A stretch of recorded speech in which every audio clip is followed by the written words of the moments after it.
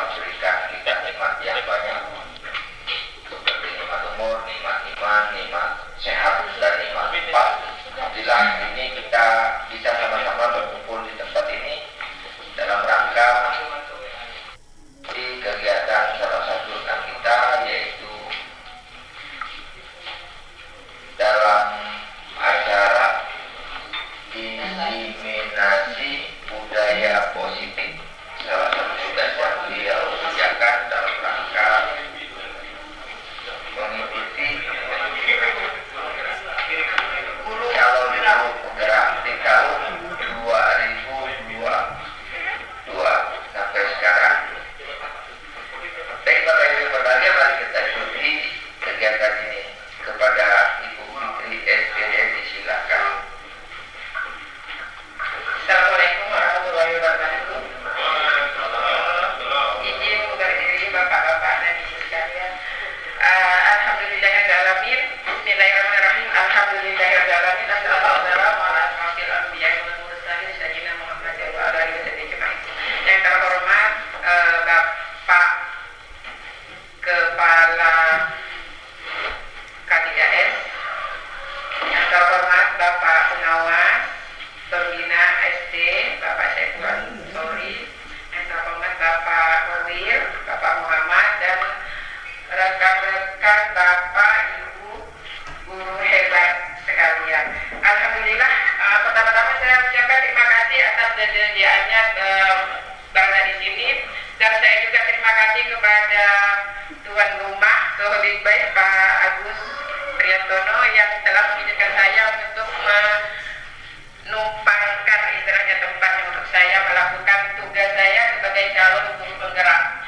Yang akan saya lakukan ini adalah aksi nyata modul 1.4, yaitu diseminasi budaya positif.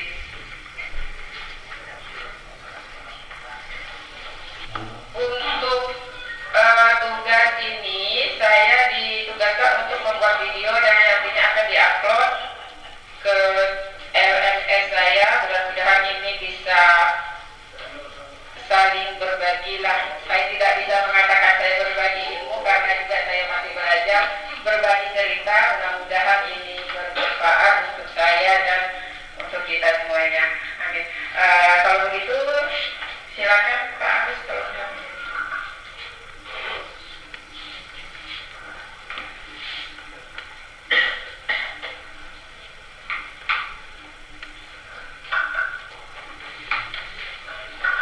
Ya, perkenalkan, ini saya.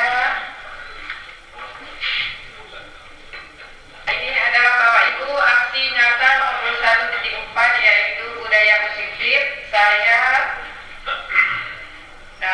perkenalkan, saya sebagai kapasitas saya sekarang sebagai calon guru penggerak. Nama saya Fitriani SPD, CGP Angkatan 7, berasal dari SDN 16 Berupa Kedai.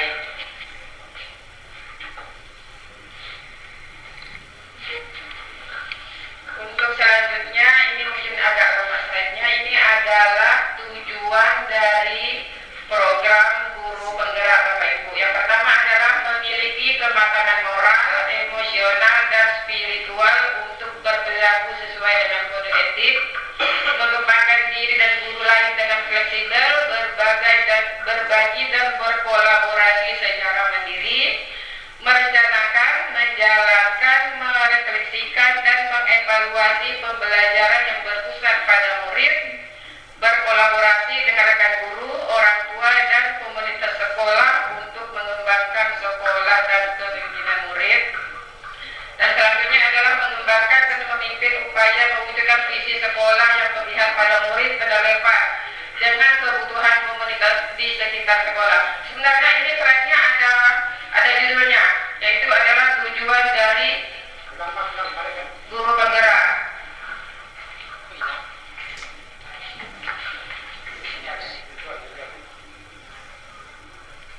Menurut Ki Hajar Dewantara, tujuan pendidikan adalah menuntun segala kodrat yang ada pada anak agar mereka mencapai keselamatan dan kebahagiaan setinggi-tingginya, baik sebagai manusia maupun sebagai anggota masyarakat.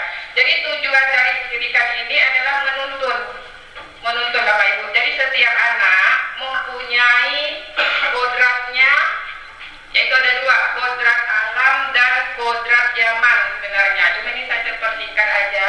Jadi tujuan dari pendidikan itu sendiri adalah untuk menuntun. Kita sebagai guru harus bisa menuntun kodrat yang ada pada diri murid agar mereka bisa mencapai keselamatan dan kebahagiaan yang setinggi-tingginya. Jadi tujuan pendidikan itu kalau kita yang pemikiran kita zaman dulu, pendidikan biar pintar, biar dapat kerja, seperti itu kan biasanya. Cuma kita kembalikan lagi kepada kepemikiran Ki Hajar Dewantara bahwa tujuan yang utama dari pendidikan itu adalah menuntun segala kodrat. Kodrat itu maksudnya apa yang ada pada diri anak didik kita. Jadi tugas guru itu menuntun, bukan memaksa, hanya menuntun. Selanjutnya Pak. Nah, menurut Ki Hajar Dewantara, pendidikan hendaknya sesuai dengan kodrat alam dan kodrat zamannya, sehingga pendidikan tidak bersifat statis atau tetap melainkan bersifat dinamis. Jadi yang seperti saya bilang tadi, setiap anak itu punya kodrat alam dan kodrat zaman. Kodrat alam itu artinya kodrat yang ada melekat pada dirinya, sementara kodrat zaman itu adalah sesuai dengan perkembangan zaman. Jadi pendidikan itu harus dinamis, harus selalu berubah. Pendidikan tidak boleh statis. Oleh karena itu, makanya kenapa yang namanya kurikulum selalu berubah, yang kadang membuat guru, orang tua, murid bingung karena pendidikan itu memang harus selalu diperbaharui. Kita tidak bisa berpatokan pada zaman dulu. Oh, saya cuma belajar pakai ini, tapi pada zaman sekarang mungkin itu sudah tidak relevan lagi. Itu yang dimaksud dengan dari pemikiran Ki Hajar Dewantara. Nah, sekarang kita masuk ke inti dari yang akan saya bicarakan ini, yaitu budaya positif. Budaya positif adalah, kalau tadi itu latar belakang saya hanya sekedar pembuka pemikiran kita. Sekarang kita masuk pada budaya positif. Budaya positif adalah nilai-nilai, keyakinan dan kebiasaan-kebiasaan yang berpihak pada murid agar murid dapat berkembang menjadi pribadi yang kritis, penuh hormat, dan bertanggung jawab. Salah satu unsur dari budaya positif adalah disiplin positif yang menciptakan budaya positif berhubungan erat dengan tercapainya tujuan pendidikan. Jadi sebenarnya ini sudah kita lakukan dari zaman dulu. Namakan di sekolah itu pasti ada budaya positif. Hanya sekarang pada program guru penggerak ini sebutannya budaya positif. Padahal sudah kita lakukan seperti berdoa, itu kan pasti sudah positif gitu. Berdoa sebelum belajar, anak mencium tangan gurunya, salam, itu salah satu dari budaya positif yang sudah kita lakukan. Cuman kalau saya pribadi baru mengenalnya sekarang dengan sebutan budaya positif. Nah, untuk membangun budaya positif di sekolah, guru harus bekerja sama dengan kepala sekolah serta orang tua. Jadi tidak bisa guru hanya mengandalkan dirinya tanpa melibatkan orang tua dan kepala sekolah. Kepala sekolah sebenarnya sangat berwenang karena sebagai kepala satuan pendidikan. Dan guru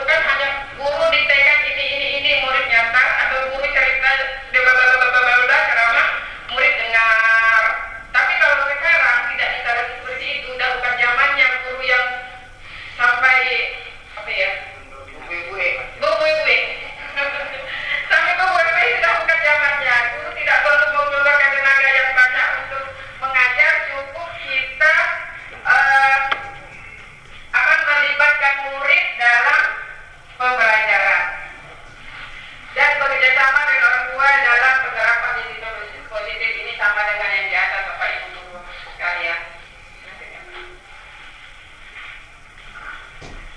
Nah, selanjutnya pada modul budaya positif ini ada konsep-konsep dalam modul budaya positif. Yang pertama adalah disiplin dan nilai-nilai kebajikan universal.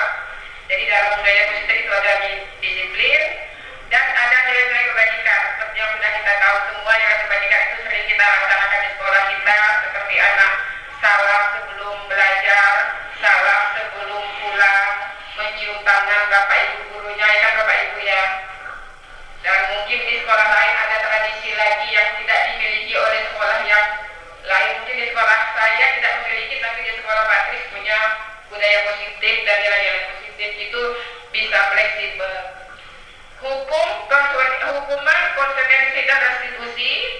Lalu ada cara merumuskan keyakinan jelas, kebutuhan dasar manusia, 5 posisi kontrol sebagai guru, dan langkah-langkah penerapan segitiga restitusi. Nah, dalam diseminasi ini saya akan menjabarkan satu persatu dari ke-6 konsep yang ada di dalam budaya positif modul 1.4. Yang pertama tadi, kalau pertama tadi nilai-nilai sudah Bapak Ibunya sudah saya sebutkan tadi.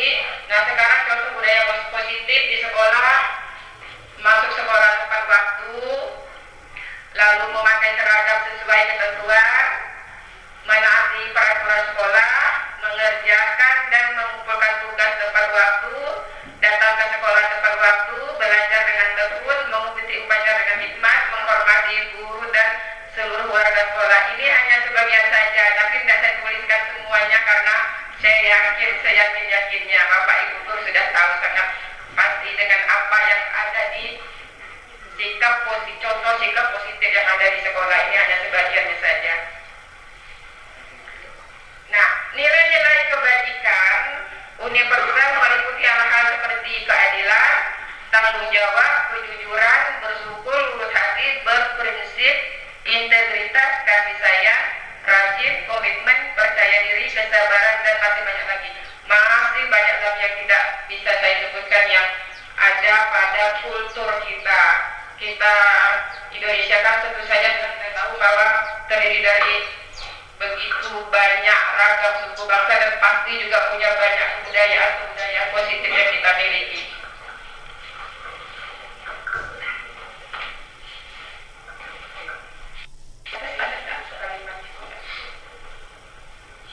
Nah, sekarang kita yang berpindah ke konsep yang ketiga, yang ke hukuman, konsekuensi, dan restitusi.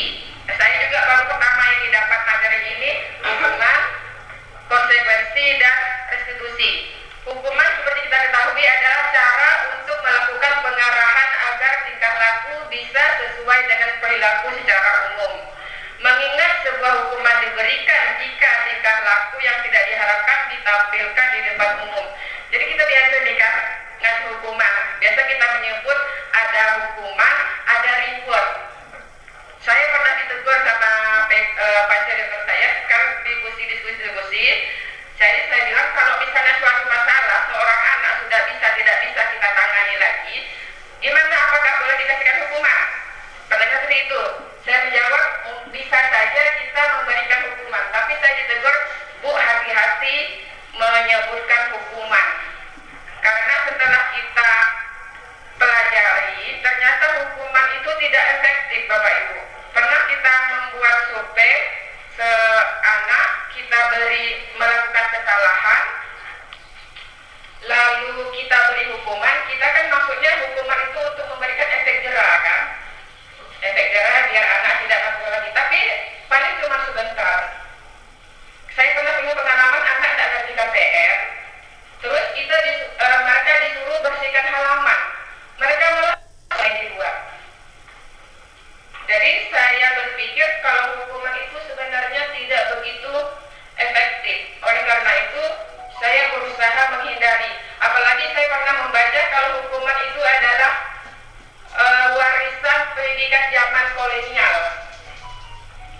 kolonial itu pendidikan ini kan kalau salah zaman gitu dulu kalau baca buku kan guru siap pakai apa tuh, pakai rotan lah, pakai kapur lah. Nah sekarang kalau hukuman itu salah-salah kita kena HAM, dan guru juga sedapat mungkin tidak memberikan hukuman kepada murid. Kemarin guru saya dia memberikan hukuman, muridnya disuruh ngangkat kaki sebelah gini.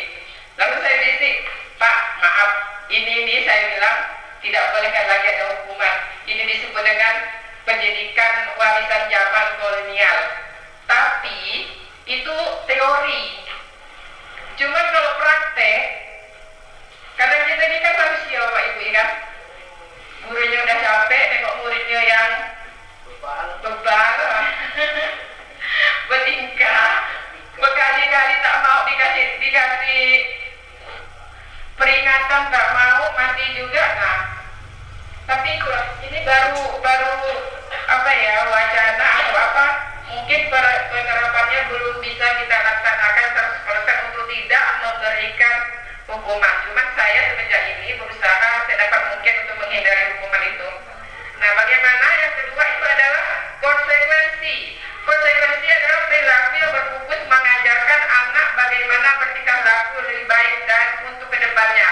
Konsekuensi memberikan pilihan jalan keluar kepada pelanggar.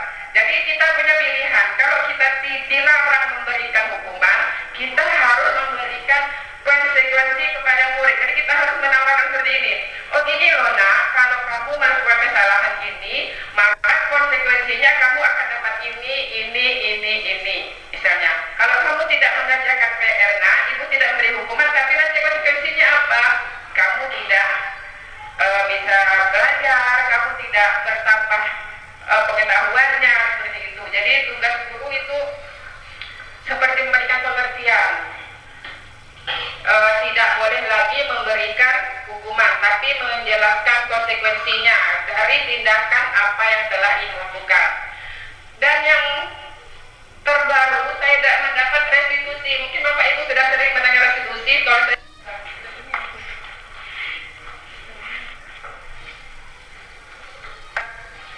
meski dulu di belakang di situ ada gambar foto restitusi, tapi sedikit saja masih ada di file yang lain. Ini kita lanjut dengan keyakinan kelas. Ada peraturan kelas, ada keyakinan kelas. Awalnya saya bingung, kalau sudah ada peraturan kelas, kenapa masih ada keyakinan kelas lagi? Apa perbedaannya antara peraturan kelas dengan keyakinan kelas? Nah ternyata keyakinan kelas itu adalah seperti, kalau pemahaman saya itu sesuatu yang disadari oleh murid, suatu kesepakatan yang dia sadari apa yang harus dia lakukan sehingga tidak menjadi terpaksaan. Kalau peraturan biasanya kan sudah tertera tuh, datang jam sekian, pakaian jam sekian, ini sudah peraturan. Murid tidak dilibatkan dalam membuat peraturan. Tapi kalau keyakinan kelas, murid dilibatkan dalam pembuatan keyakinan. Jadi seperti kita pakai helm, peraturan kita kan kalau pakai helm itu tilang polisi itu. Kalau kita tidak pakai helm biasanya kan tilang polisi. Sadar nggak sadar kita pakai helm, ada yang sadar kenapa pakai helm itu. Nah, kalau yang menyadari memakai helm itu adalah untuk keselamatan, pertanyaan itu adalah mengapa kita memiliki peraturan tentang penggunaan masker yang di dalam masker. Yang helm tadi, mengapa kita pakai helm itu karena kalau misalnya kita sadari itu untuk keselamatan kita, nah itu yang disebut dengan keyakinan. Tapi kalau kita memakai helm karena takut ditilang polisi, itu bukan menjadi keyakinan, tapi hanya menjadi sebuah peraturan. Nah, kalau yang begini, mengapa kita memiliki peraturan tentang menggunakan masker dan mencuci tangan setiap saat? Mungkin jawaban Anda adalah untuk kesehatan dan atau keselamatan. Nah, kalau kita memiliki keyakinan seperti ini, pendapat kita menggunakan masker untuk keselamatan, untuk kesehatan, kalau kemarin-kemarin supaya tidak terkena virus corona, nah itu namanya adalah keyakinan, karena dari diri kita itu sadar akan hal itu. Tapi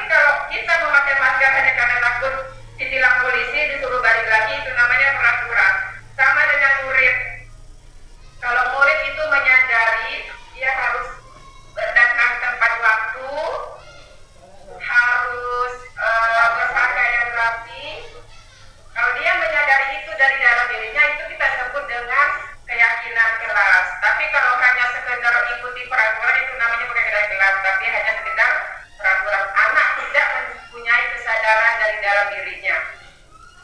Kalau tidak salah saya ada ini apa namanya, ada videonya Kak di bawah ini.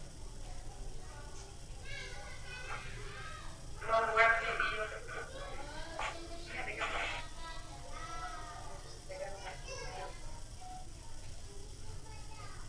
ya.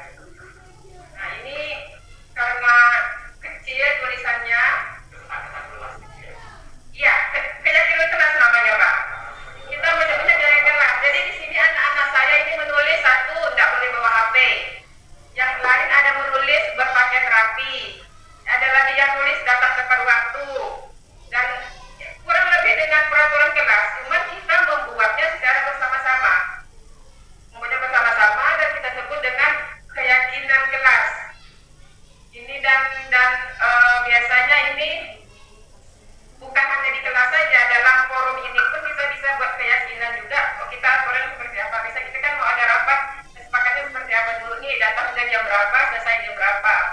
Tapi kalau di kelas itu namanya keyakinan kelas, atau kalau di sekolah keyakinan sekolah. Kalau di kelas kemarin saya udah kelas 3, kelas 4, kelas 5, kelas 6 sudah membuat keyakinan kelas.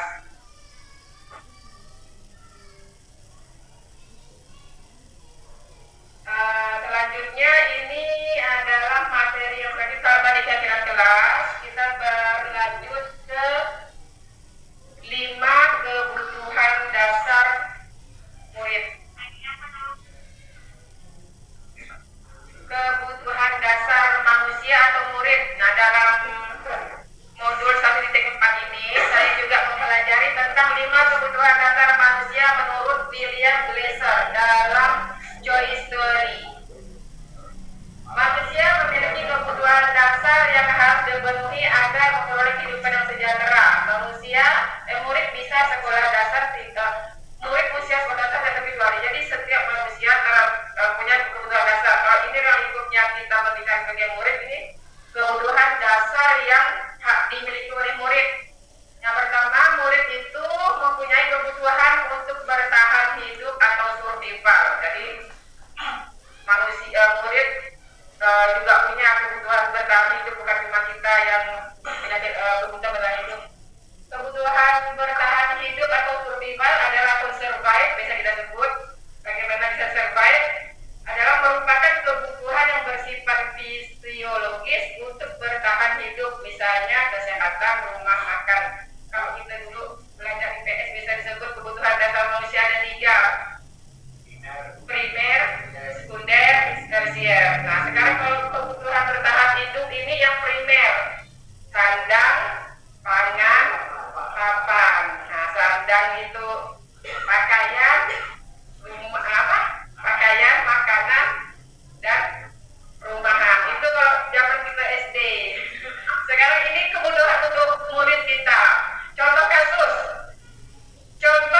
yang terjadi di sekolah dasar yang ketika ada anak yang selalu meminta bekal makanan temannya. Pernah ketemu tidak Bapak Ibu? Ya kan? Nah, ada anak yang suka minta, juga kadang suka ngerampas. Nah, kalau besok mungkin dalam TV lagi dalam sinetron kan. Nah, ternyata setelah diselidiki di contoh anak tadi yang minta bekal temannya, atau mungkin bisa jadi dia tidak punya atau apa gitu kan, diketahui ternyata anak tersebut melakukan karena lapar. Rasanya dengar dia monitor sini gimana gitu kan, anak minta kue bekal kawannya karena lapar. Bisa ketemu Bapak Ibu ya, mungkin ada yang tidak dikasih jajan. Hal tersebut terjadi karena orang tuanya tidak memberikan bekal makanan untuknya. Dengan demikian, kebutuhan dasar yang berusaha dipenuhi anak tersebut adalah bertahan hidup. Jadi kalau anak suka minta jajan ke kawannya, minta, mungkin bisa jadi di rumah dia tidak dapat uang jajan, tidak dikasih bekal. Itu jadi disebut dengan kebutuhan untuk bertahan hidup. Tapi tidak tahu kalau kita zaman sekarang nih, kalau orang ada yang copet, mungkin bisa jadi kali ya. Apakah dia bisa jadi kan ada yang mencuri apa? Malak ya Bu ya. Ubi atau di kebun gitu kan, bisa jadi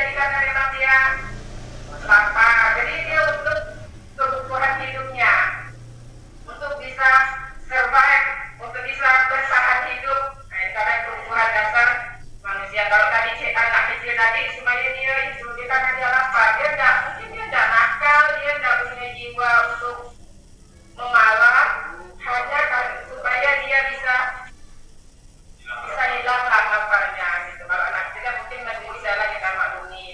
Dan yang kedua, kebutuhan kasih sayang dan rasa diterima, love and belonging, rasa kasih sayang. Anak itu punya kebutuhan kasih sayang yang sangat besar sekali. Saya kalau ingat ini, saya harusnya mau nanya karena anak saya jauh, jadi saya tuh jadi dia rasanya gimana gitu kan. Dia jauh pasti dia jauh, kasih sayang orang tuanya jauh kurang, nah gitu. Kebutuhan akan kasih sayang dan terima. Nah ini love and belonging yang dibawakan saya Pak Tempel saya. Termasuk dalam kebutuhan psikologis. Anak kadang nakal, mungkin dia di rumah tidak punya kurang kasih sayang. Betul tidak Pak Ibu? Di rumah dia sekolah nakal, dia berkasih sayang. Contoh kasus terjadi di sekolah dasar misalnya. Gimana Pak?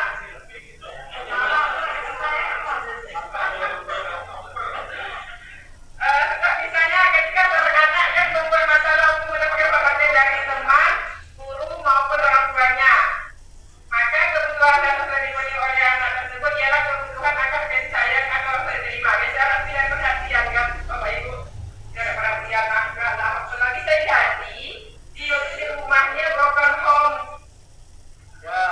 Betul nggak Bapak Ibu? Saya tidak terlalu mengajari sih. Cuma perkiraan, rasanya kalau anak bermasalah di sekolah itu bisa kita dijauh di rumahnya. Mungkin di rumahnya juga ada masalah, jadi bisa terbawa ke sekolah. Anak ini haus kasih sayang, tapi kadang guru ini tidak paham nih, ini anak nakal. Ya, meriam ya. Kasih sayang orang tua lah Pak, kasih sayang berarti kasih sayang gurunya lah, guru sebagai pengganti orang tuanya. Kalau kita ini kan sudah capek, baru sampai sekolah berlumpur-lumpur,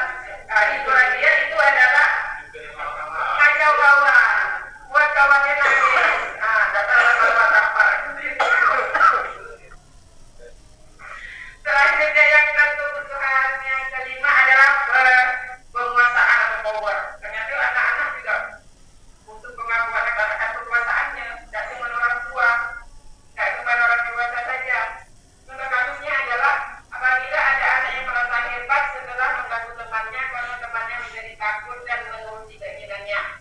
Maka anak tersebut sedang berusaha mencari kebutuhan dasarnya akan kekuasaan. Kalau tadi ini kalau cuma lucu-lucuannya, maka kebutuhan dasarnya adalah kesenangan. Kalau yang ini kan kekuasaan, ada pengakuan diri aku nih hero, aku nih hebat, aku nih bahagiaku. Maka dia kacau kawan. Ini kebutuhan dasar. Jadi kebutuhan dasar tadi ada 5. Yang pertama adalah bertahan hidup atau survive dengan cara kita jajan kawan-kawannya. Terus yang kedua tadi kasih sayang, kebutuhan akan kasih sayang, mungkin kurang kasih sayang di rumah. Tidak tahu kalau Bapak Ibu kasih sayang kan saya tidak tahu. Mudah-mudahan ada tidak usah ngajak orang di rumah. Selanjutnya kebebasan. Kebebasan tadi dia minta bekal anak, contohnya bekal kawan itu kebebasan. Lalu kesenangan, kebutuhan kesenangan atau fun, hanya untuk kesenangan ya ngacau dulu. Lalu yang kelima adalah penguasaan atau power.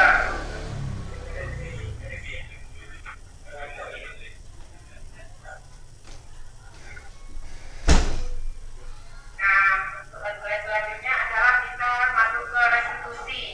Restitusi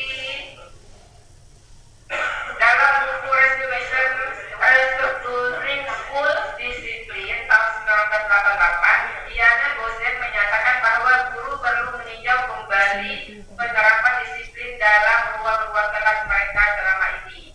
Berdasarkan teori dari Dr. William Gosen, Gosen menyebutkan 5 posisi kontrol yang ada pada guru.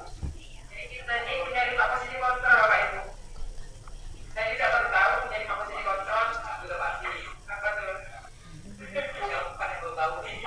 Posisi kontrol yang pertama adalah hukum. Pribadi kita selalu hukum kan, kalau anak lagi namanya hukum. Tulis sampai 1-2 lembar. Hukum berdiri angkat kaki 1. Telinga tangan kan. Telinga atau berjemur itu posisi sebagai penghukum. Posisi kontrol ini masih diterapkan oleh beberapa guru. Yang saya katakan tadi, hukuman itu adalah pendidikan warisan zaman kolonial, warisan zaman Belanda. Dengan anggapan hukuman mempercepat penyelesaian masalah tanpa memikirkan dampak buruk yang ditimbulkan. Karena kita tidak mikirkan kalau anakku dihukum apa sih dampak dari psikisnya dia. Mungkin saja dia dendam sama gurunya. Bukan malah dia jadi sadar, tapi malah dendam. Apalagi kalau misalnya dihukum ngisi WC yang penuh. Karena anak SD rasanya kalau anak SD sekarang masih kecil. Kalau zaman dulu kan harusnya masih tinggi, itu besar. Kalau sekarang kan rasanya kurang manusiawi kalau kita memberikan hukuman seperti itu. Memberikan seperti itu aja tidak kurang manusiawi. Memberikan hukuman saja tidak diperbolehkan, apalagi hukumannya itu yang berat. Apalagi sekarang ini HAM dari mana-mana. Pegang sikit ya kata dia, jewer. Nyentuh sikit ya udah nyubit dan segala macam. Jadi sebenarnya kita tidak boleh mengambil posisi sebagai penghukum. Yang kedua adalah membuat rasa bersalah. Membuat rasa bersalah itu maksudnya begini Bapak Ibu. Pada posisi ini guru akan berkata lebih lembut. Guru akan menciptakan keheningan yang membuat orang lain merasa tidak nyaman, rasa bersalah, rendah diri. Posisi kontrol tersebut berdampak pada penyelesaian diri yang buruk. Murid akan merasa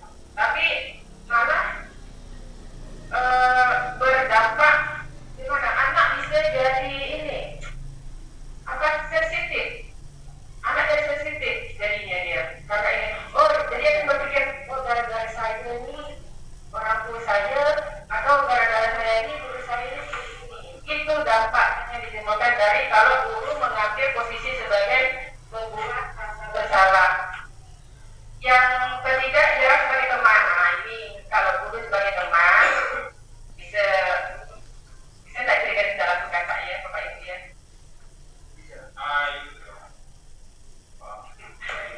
Kalau teman kadang muda, kadang-kadang juga kadang dewasa juga ya sebagai teman. Fungsi kontrol ini guru tidak menyakiti murid, namun akan tetap berupaya mengontrol melalui persuasi. Guru akan bersikap akrab, berkata ramah, dengan gestur merapat pada murid tersebut silakan. Dalam posisi kontrol ini, dampak positif dan negatif. Positif dapat menjadi hubungan baik. Kalau dia sebagai teman, berarti hubungannya semakin baik dengan murid. Sedangkan negatifnya akan rasa muncul ketergantungan murid terhadap guru. Kalau guru terlalu friendly sama murid, nanti murid apa-apa dengan guru. Sedikit-sedikit curhat dengan guru. Ini, akhirnya dia jadi ketergantungan. Dia merasa guru itu teman baiknya yang nggak boleh berbagi ke orang lain. Itu dampak negatif. Kalau dampak positifnya, dia bisa terbuka. Aku saya punya masalah di rumah, gini.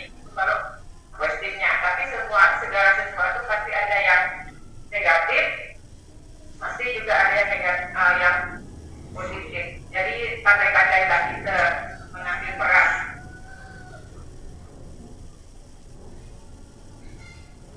Fungsi menurut keempat Bapak Ibu adalah memantau atau fungsi mengawasi. Ketika mengawasi, guru bertanggung jawab atas perilaku murid-murid yang diawasi.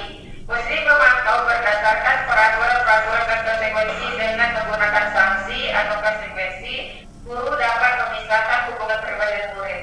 Jadi guru itu sebaiknya sekali memantau.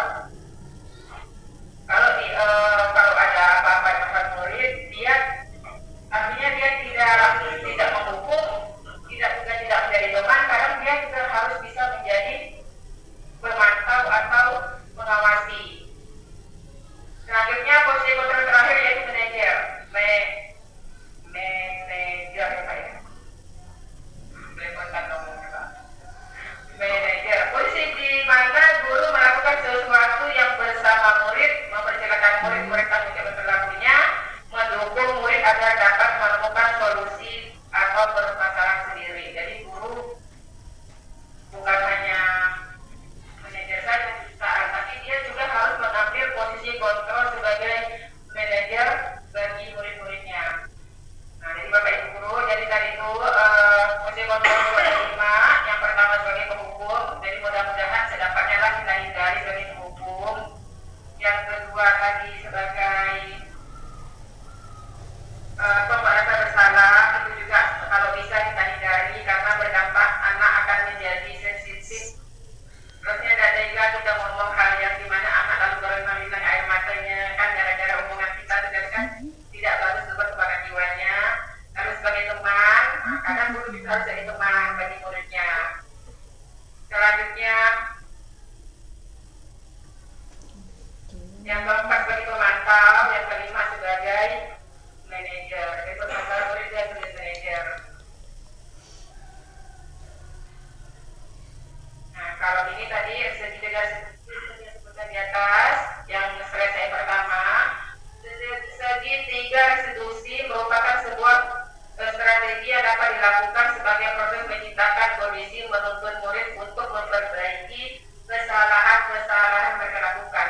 Jadi segi tiga restitusi ini kita pergunakan untuk menghadapi murid yang memiliki masalah. Dengan penerapan segi tiga restitusi, diharapkan bisa kembali ke kelompok mereka. Jadi murid ini diharapkan bisa menyadari kesalahannya, kembali ke kelompok mereka dan telah memiliki karakter yang kuat dan memperbaiki kesalahan yang telah dilakukan. Jadi kita tidak memberikan hukuman, tapi kita melakukan sebuah teori yang namanya segitiga restitusi. Dengan penerapan segitiga restitusi ini juga diharapkan mampu meningkatkan motivasi murid untuk lebih baik sepanjang hidupnya, dan motivasi tersebut muncul dari dalam diri sendiri, bukan karena faktor takut maupun mengharapkan imbalan. Ini gambarnya segitiga restitusi. Yang pertama kita lakukan adalah kalau kita mendapatkan murid yang sedang ada masalah, kita panggil anak itu. Yang pertama kita adalah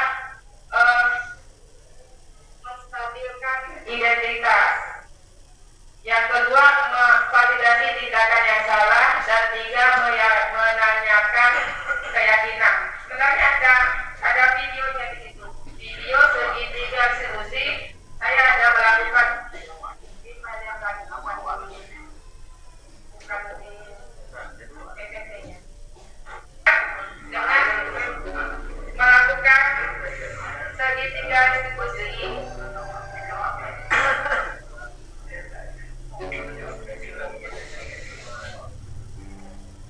Diskusi adalah suatu proses dialog yang dijalankan agar seluruh.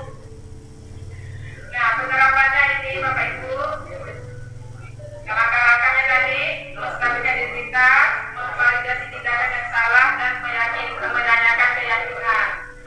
Kasus satu, siswa terlakukan dampak.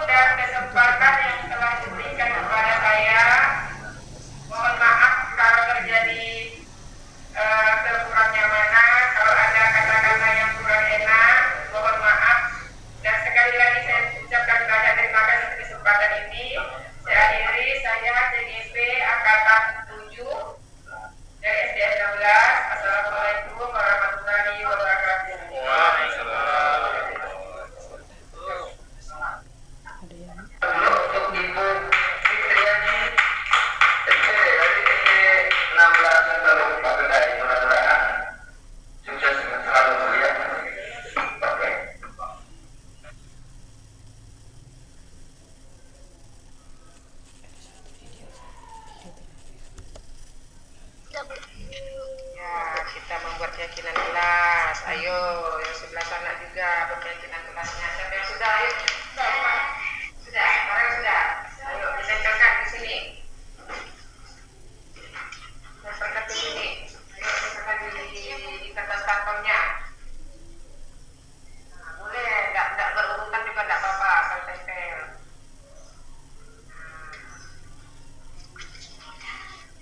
Oke, di atas saja, udah di atas. Apa lagi yang sudah?